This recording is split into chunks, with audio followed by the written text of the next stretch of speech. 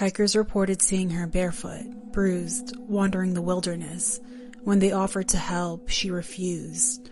What they didn't know was that Sandra Hughes had already been reported missing.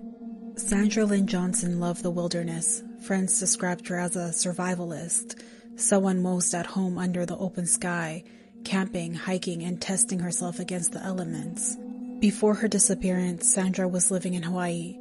It had been a perfect place for her to live, but when the pandemic hit in 2020, she packed up and moved to California. By June of that year, she was settling into her new life. On June 26, Sandra phoned her family. She told them she was heading out on a solo camping trip, maybe even up toward Yosemite. At 53 years old, she was seasoned in the outdoors, confident, capable. No one thought twice about her safety. Sandra had even at some point studied to become a park ranger. On July 5th, rangers made a disturbing discovery.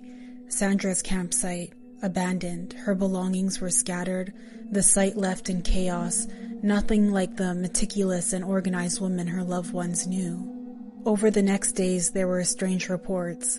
Hikers claimed they saw Sandra barefoot, bruised, but insisted she was fine.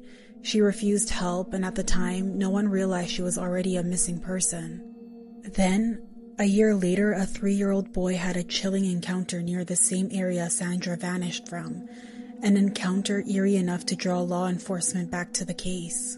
Here's what we know so far. Before setting out on her trip, Sandra reassured her family that she'd check in when she returned home. The very next day, she packed her silver Saab with camping gear and drove deep into the Sahara National Forest. After a little more than an hour's drive, Sandra arrived at Johnson Meadows, an isolated, breathtaking stretch of wilderness framed by dense forest and distant snow-capped peaks.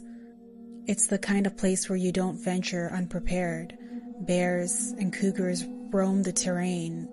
But luckily, Sandra was no stranger to the outdoors. She knew how to handle herself in the wild. But on July 5th, hikers stumbled onto something alarming. Tucked into Johnson Meadows was an abandoned campsite, later identified as Sandy's.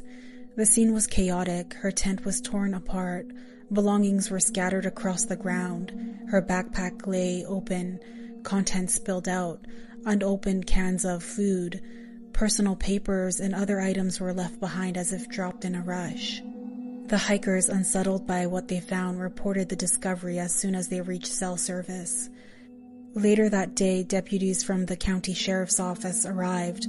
Among the scattered belongings, they found Sandy